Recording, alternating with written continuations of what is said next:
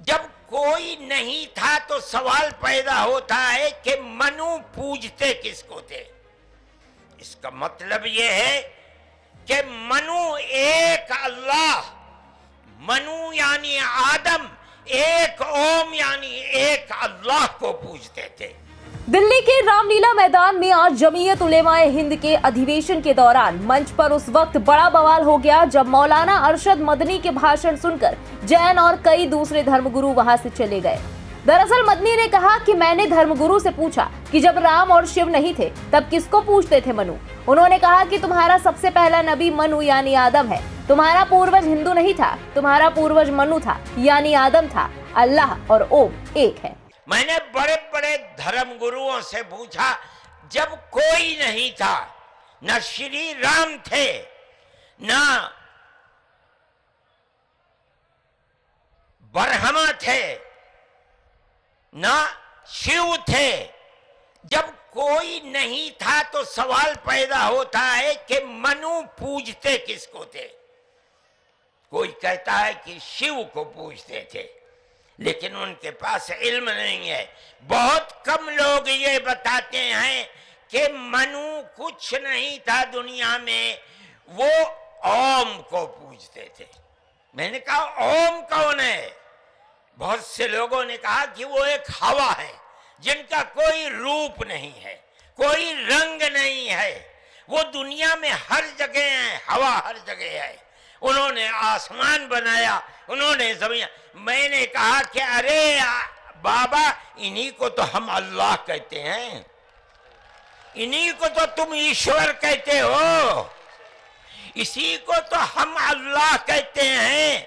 फारसी बोलने वाले खुदा कहते हैं, अंग्रेजी बोलने वाले गॉड कहते हैं। इसका मतलब यह है कि मनु एक अल्लाह, मनु यानी आदम, एक ओम यानी एक अल्लाह को पूजते थे। वहीं मदनी के इस बयान के बाद मंच पर बवाल भी हो गया। जैन गुरु लोकेश मुनि ने स्टेज पर खड़े होकर विरोध जताया और मंच से उतर गए। इसके बाद कई अन्य धर्मगुरुओं ने भी मंच छोड़ दिया। इसके बाद जैन संत आचार्य लोकेश मुनि ने जमीयत उलेमाए हिंद के अध्यक्ष सैयद अरशद मदनी के धर्म और देवताओं पर विवादास्पद बयान की निंदा की।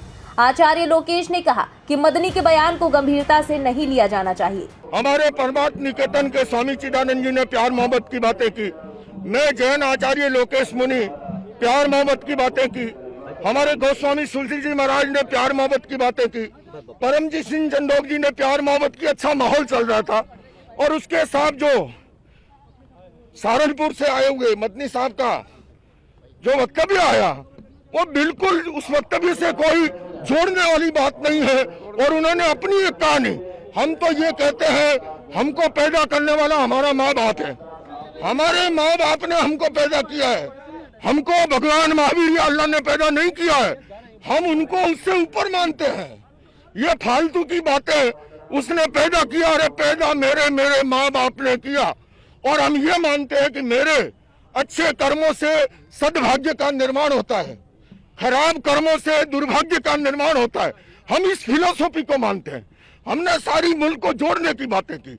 इन्होंने इस तरह से उस आदम को, अल्लाह को ला करके और मनु को लाके जिस तरह से प्रतिपादन किया, पूरी की पूरी ये हम जो भारतीय सर्वधर्म संसद के लोग, और हमने सर्वसम्मति से, मैं अकेला नहीं, हम इसका विरोध करते हैं, मुखाबलत करते हैं। बताते चले कि इससे पहले बीते दिन जमीयत उलेमाए हिंद के मौलाना महमूद मदनी ने कहा था कि मुस्लिमों के खिलाफ नफरत और उकसावे के मामले लगातार बढ़ रहे हैं। हाल के दिनों में इस्लामोफोबिया काफी बढ़ गया है। उन्होंने आगे कहा था कि इस्लाम सभी धर्मों में सबसे पुराना है। ये धरती इस्लाम की जाए पैदाइश है, ये मुसलमानों का पहला वतन है। इसलिए ये कहना, ये समझना और ये बोलना कि इस्लाम बाहर से आया हुआ कोई मजहब है, ये सरासर गलत और तारीखी एतबार से बेबुनियाद है।